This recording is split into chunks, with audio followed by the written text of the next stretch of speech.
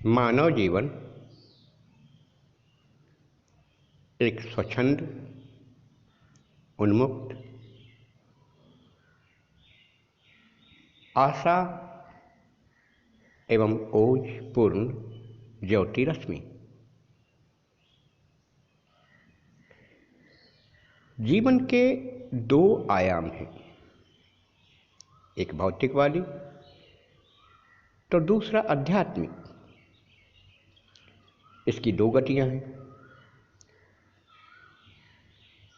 अधोगामी और दूसरा ऊर्ध्वगामी, तथा इसके दो रूप हैं, प्रथम बहिर्मुखी तो दूसरा अंतर्मुखी। जो धर्म को मानते हैं वे आस्तिक, तथा दूसरे जो धर्म को नहीं मानते हैं नास्तिक अथवा काफिर कहलाते हैं। हर धर्म, हर सभ्यता, हर संस्कृति, हर परंपरा इन्हीं दो किनारों के बीच में चलती है, बहती है। इसे दो रूपों में देखा जाता है, प्रथम निराशावादी तो दूसरा आशावादी।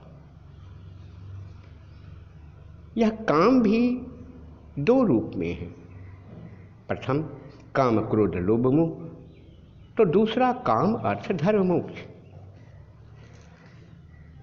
एक अधर्म पैशाचिक, आसुरी, तमोगुणी, विध्वंसक, निर्दयी, पापी, दुराचारी, दंभी, अहंकारी, जो कभी माता सीता का हरण करता है तो कभी द्रौपदी का चीर हरण करता है।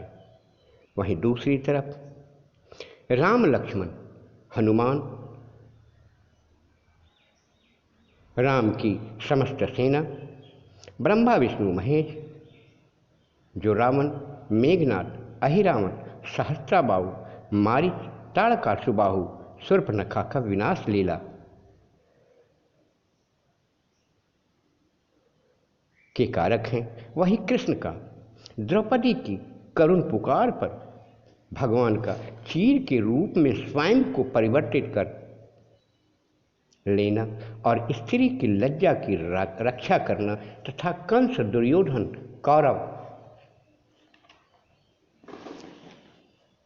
कामी, कपटी, दंभी, अहंकारी सेना का समस्त विनाश। धर्म का कोई रूप नहीं, न तो पुरुष है और न ही स्त्री। तभी तो भगवान विष्णु कभी कूर्म अवतार, कभी वराह अवतार, कभी नरसिंह अवतार, कभी वामन अवतार, कभी शेषावतार तो कभी गरुड़ अवतार, कभी हयग्रीव अवतार। वहीं शिव का भी बहुत सारे अवतार, वामदेव, अघोर रूप, तत्पुरुष, ईशान रूप, सद्योजात, भैरव रूप, बटुक रूप, कालाग्नि रूप, सभी धर्म के रूप।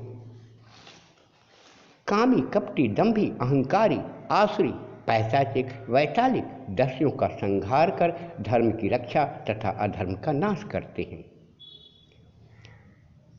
वहीं प्रकृति भी कभी काली, भद्रकाली, कपालिनी, मुंडमर्णी, बगलामुखी, त्रिपुर सुंदरी, छिन्नमस्तिका, दुर्गा, लक्ष्मी, महासरस्वती, महागौरी का रूप धारण कर इस धरा को, इस धरित्री जो स्वयं दुर्गा स्वरूपा हैं, अपना विकराल रूप धारण करती हैं और धर्म यज्ञ की रक्षा तथा अधर्म का नाश करती है। तभी तो इंग्लैंड के एक बहुत बड़े दार्शनिक संत दिन के दोपहर को लालटेन जलाकर सड़क पर घूम रहे थे। सभी आने जाने वाले लोग उन्हें पागल समझते हुए हंसते हुए आगे बढ़ जाते। किसी ने उनसे पूछा, आप क्या ढूंढ रहे हैं?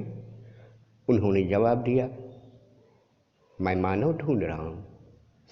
कितनी आश्चर्य की बात है कि उनकी खोज आदमी की तलाश, सच्चे मानव की तलाश आज भी जारी है और इस मानव समूह में एक भी सच्चा आदमी आज तक नहीं मिल रहा है। सभी स्वार्थी, लोभी, कामी, दंभी, आतताई, जो अपने को सभ्य मानव, विकसित मानव, ज्ञानी मानव कह रहा है। तभी तो कोई संभोग से समाधि की ओर, कोई तुलसीदास हिंदू सभ्यता के पथभ्रष्टक, कोई कुरान की धज्जियाँ उड़ा रहा है, कोई बाइबल को जला रहा है, कोई गीता को झुठला रहा है, तो कोई रामायण को गलत करार दे रहा है।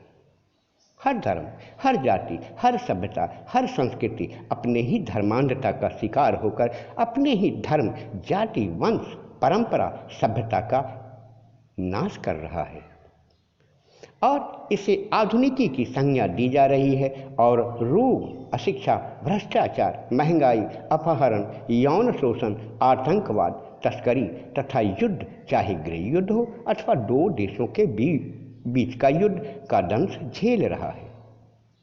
प्रकृति, धरती, समस्त जीवमंडल कराह रहे हैं, सिसकियां ले रहे हैं। ऐसे में न कोई तारनहार वीर पुरुष इस धरा पर अवतरित होकर समस्त धर्मारूढ़ मानव जाति को एकजुट कर सत्य अहिंसा के मार्ग पर चलने के लिए, आसुरी पैशाचिक शक्तियों का नाश करने के लिए अवश्य ही किसी न किसी रूप में अवतरित होगा अथवा हो चुका है।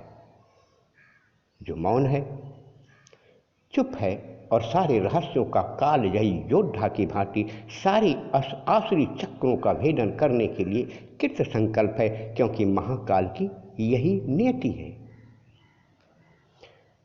काश उस ढूंढने वाले दार्शनिक की इच्छाएं पूरी करने के लिए हम आप या कोई और आगे आता और इस धरती पर छोटे दीपक की तरह रात के अंधेरे में दुनिया का मार्गदर्शन करता, उसे ईश्वर के देखने दरवाजे तक ले जाता। वह छोटी सी दिया जब धर्म संसद चल रहा था तो ईश्वर ने पूछा, कौन कौन सी धर्म शक्तियाँ विश्व का मार्गदर्शन करेगी? सूर्य ने कहा, मैं दिन में। चंद्रमा ने कहा, मैं रात में। अमावस्या की रात में तारों ने हामी भरी। फिर ईश्वर ने पूछा कि जब अमावस्या होगी और आसमान काले बादलों से घिरा रहेगा तो कौन मार्गदर्शन करेगा? एक छोटी सी दिया सामने आई और रात भर स्वयं को जलाए रखने की जगत का मार्गदर्शन के लिए हामी भरी। ईश्वर मुस्कुरा दिए और आज भी वही छोटी सी दिया हमारी हर सभ्यता, हर संस्कृति, हर धर्म यज्ञ को आगे बढ़ाने की प्रेरणा दे रहा है। आइए हम आप और सारा विश्व उस दिए, छोटी सी दिया का आलम्बन कर एक नई जगत की, एक मृदुल मधुर भावी मांगलिक विश्व की रचना में सहायक हों। तथास्तु।